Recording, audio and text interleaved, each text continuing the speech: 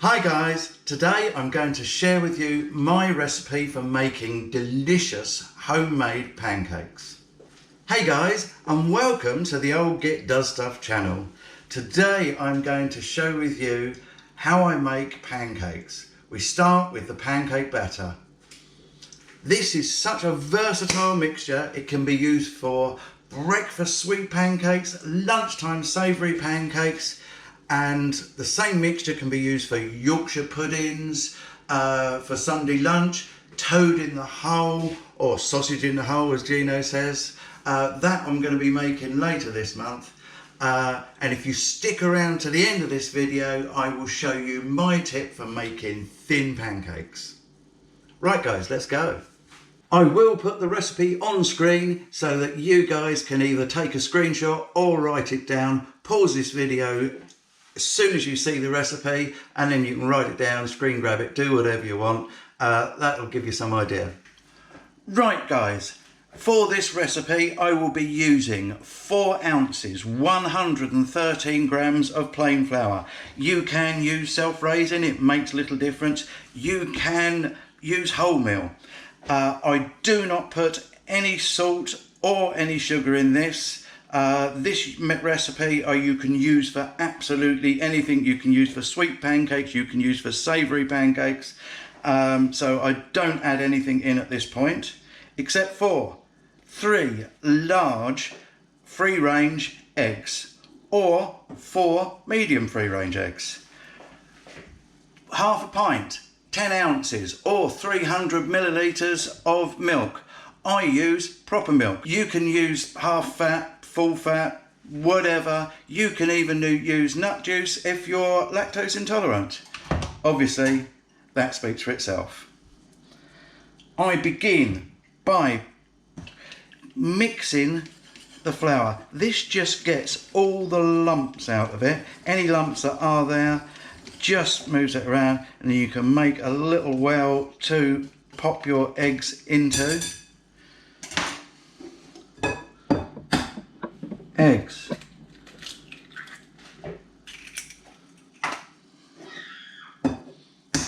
Ah, there you go. Told you I'd make a mess on camera.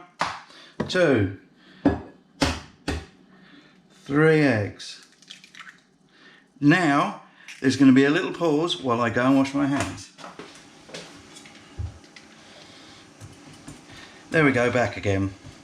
Right. And I just start by gently mixing this in. You don't want to try getting it too much, otherwise you'll just get a big clump in the middle of your balloon whisk and it just won't go very well at all. Now as we get this, so you can see guys, this really doesn't take that long, way, especially if you knock some of the flour out. Or flour, as it should be pronounced, like it's spelt, not flour, like I call it. Hey, right, now you can see this is just starting to come together now. Now, bakers amongst you will say, don't overwork this mixture.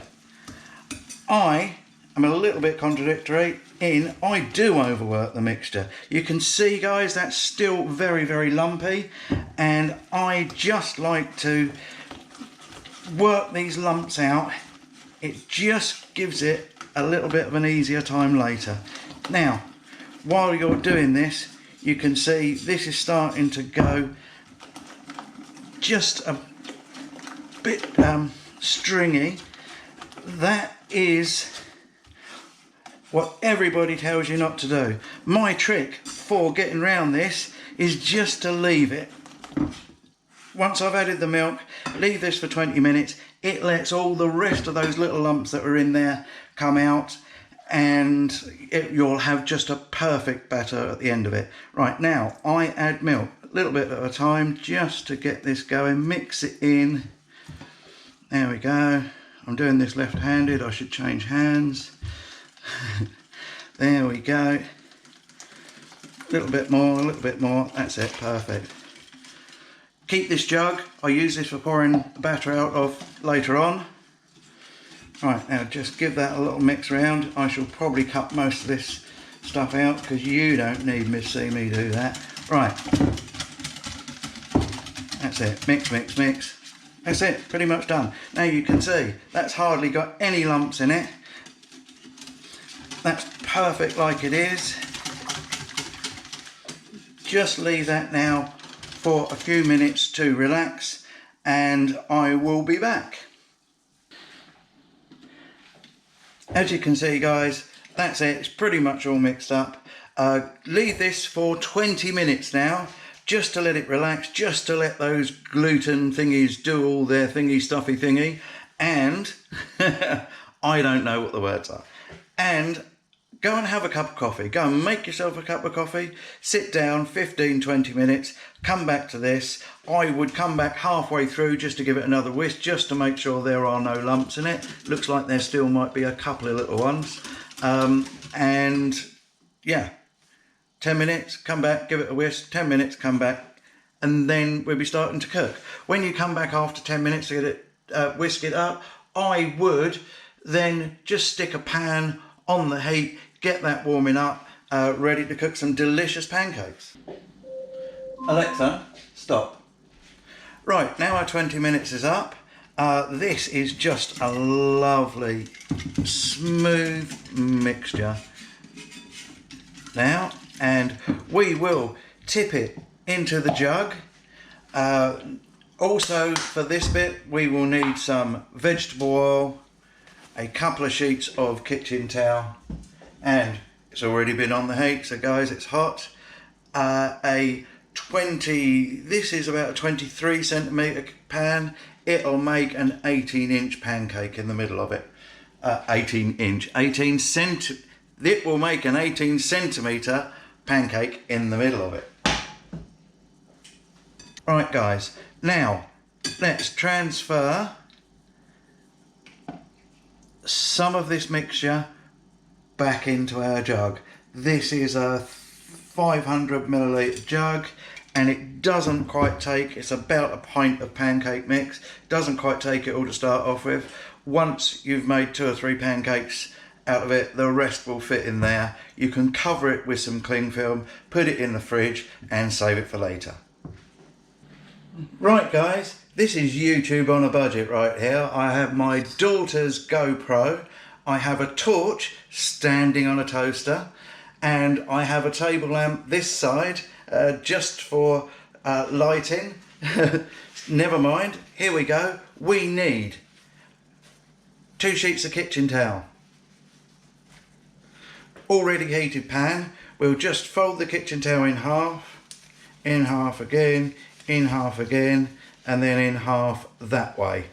Then I just pinch these 2 ends together and squash down like that, making a nice little pad for the pancakes. Right guys, tiny splash of oil. Just a tiny splash, you can see that in the bottom there. You need your little bit of kitchen cloth, kitchen towel, just wipe that over the bottom. So you're pretty much wiping all the oil out. You're just leaving a thin smear in there. Good quality pan. Now, my trick, guys, for making really lovely thin pancakes. Get the pan off the heat so you can give it a move about. Start pouring in, then just chase that round with your pancake batter. Keep swirling that so you get nice and even. Put that back on the heat and you're ready. This will take a few minutes to cook. I've got the cooker on 3.5 out of 6, so this is medium heat. 3.5 to 4 is plenty out of 6, so you're sort of like a medium-ish heat, and then this is soon ready to turn. Now the question is, are you a flipper or a tosser? You can put this, just put it out onto a plate and then put it back in. You can get a spatula or a fish slice underneath and turn it. I am a tosser myself. I have been tossing for a very, very long time, since I was a boy in fact, and once I learnt to toss, I've been tossing ever since. So yeah, let's hope I don't mess this up. And you can see just when the edges start to lift up and it starts to become a bit loose on there, you can literally just get it to the end of the pan, toss it over and done. I like my pancakes just like that, really. You don't need to cook too much. These are delicate little flours. You can stack these on top of each other, keep them in a very low oven if you want to make loads and put them out. As there's me and Georgia here, there's only Georgia that really eats them. I pretty much don't eat breakfast, so I just make them to order. But that is nearly done. Right, my trick, just lift up the edge. Nearly done, not quite.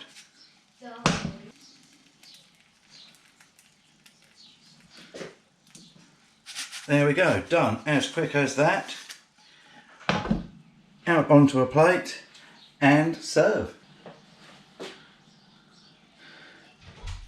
You can cover it with Nutella. As you can see, this is really thinly spread over the top. I always put a blob of Nutella on and wait for it to go a little bit runny and then spread it over. Okay guys, that was my guide to making pancakes, from making a batter mix to cooking. This mix will make about 12 pancakes. These are British pancakes, which are similar to French crepes or galettes.